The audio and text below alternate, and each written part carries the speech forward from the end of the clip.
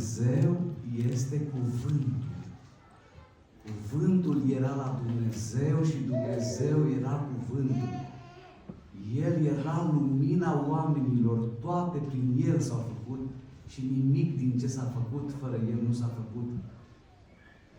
El era lumina oamenilor și lumina întunericul n-a cuprins-o. Dacă ai lumina cuvântului Lui în inima ta, cuvântul în inima ta se transformă într-o putere, într-o tărie și te rogi ca pe stărie și tăria îți dă putere să ierți și iertarea îți dă putere să iubești și iubirea îți dă putere să ai pace. Iubire, pace, iertare, voință, toate acestea sunt posibile prin El, Cel care a venit, pentru ca noi să urcăm la El.